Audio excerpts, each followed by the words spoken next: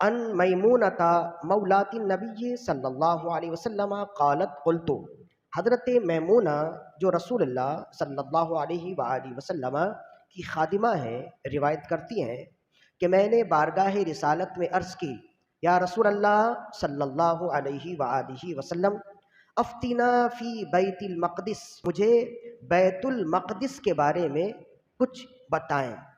قال، تو رسول اللہ صلی اللہ علیہ وآلہ وسلم نے ارشاد فرمایا، ارض المحشر والمنشر، بیت المقدس تو ارض محشر ہے، یعنی تمام لوگ قیامت کے دن اسی سرزمین میں جمع کیے جائیں گے، اور تمام لوگوں کو جمع کرنے کے بعد رب کی بارگاہ میں اسی زمین سے پیش کیا جائے گا۔ اور پھر آپ نے ارشاد فرمایا، اُؤْتُوهُ فَصَلُّوا فِيهِ، لہذا تم بیت المقدس جاؤ، مسجد اقصیٰ میں نماز پڑھو۔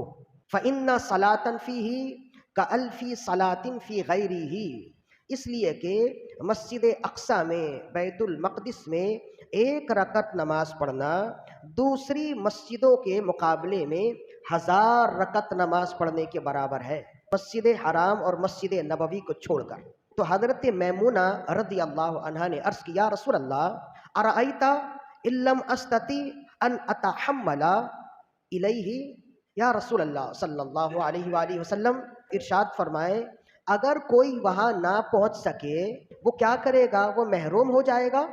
قال، آپ نے فرمایا، فتہدی لہ زیتا یسرج فیہ، جو وہاں جانے سے مجبور ہے، نہیں جا سکتا، تو وہاں کے چراغوں میں ڈالنے کے لیے تیل بھیج دے۔ فمن فعل ذلک فہو کمن اتاہ، تو جو وہاں کے لیے سامان بھیج دے گا وہ گویا ایسا ہے کہ وہ وہاں پہنچ گیا۔ اس حدیث شریف میں بہت ساری باتیں ہیں جو غور طلب ہیں۔ سب سے پہلی بات تو یہ ہے کہ صحابہ کرام رضوان اللہ علیہم اجمعین کے دلوں میں بیت المقدس کے حوالے سے جو محبت تھی وہ بے مثال تھی، جبھی وہ گاہے بگاہے پوچھا کرتے تھے، اور اسی تعلق کا صدقہ اللہ نے انہیں یہ دیا کہ اللہ نے انہی پاک ہستیوں کے ہاتھوں میں مسجد اقصیٰ کو فتح عطا فرمائی۔ ہماری ترجیحات ان چیزوں میں ہے ہی نہیں۔ جب ہماری ترجیحات ان چیزوں میں نہیں ہے تو اللہ نے آج بیت المقدس ہمارے ہاتھوں سے روکا ہوا ہے۔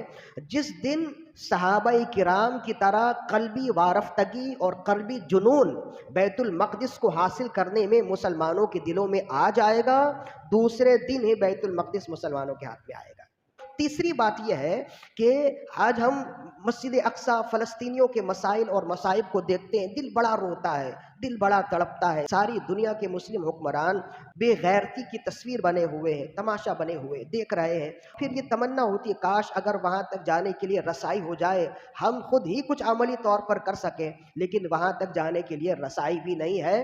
تو دیکھیں رسول اللہ صلی اللہ علیہ وآلہ وسلم کے ارشادات قیامت تک کے لیے، ہر مسئلے کے لیے مسئلہ راہ ہے نا۔ لہذا اس حدیث سے ہمیں یہ پیغام ملا، آج کے دور میں اس حدیث پر اس طرح سے عمل ہو سکتا ہے کہ وہاں جتنے مجاہدین لڑ رہے ہیں، جب آپ ان کے لیے ساز و سامان دیں گے، گویا آپ بھی بیت المقدس کے لیے جہاد کرنے والوں میں شمار ہو جائیں گے۔ اور وہاں جو متاثرین ہیں، ہم وہاں جا کر ان کے سروں پر ہاتھ نہیں رکھ سکتے، تو بہت سے ادارے ایسے ہیں جو یہاں سے وہاں پہنچے ہوئے ہیں، ان کے ذریعے سے ہم ان کے سروں تک ہاتھ پہنچا سکتے ہیں، ہم ان کی امداد کر سکتے ہیں۔ جب ہم انہیں ان کے لیے سامان پہنچانے والے ہو جائیں گے تو گویا ہم بھی مسجد اقصیٰ کی آزادی میں اپنا مجاہدانہ کردار ادا کرنے والے ہو جائیں گے۔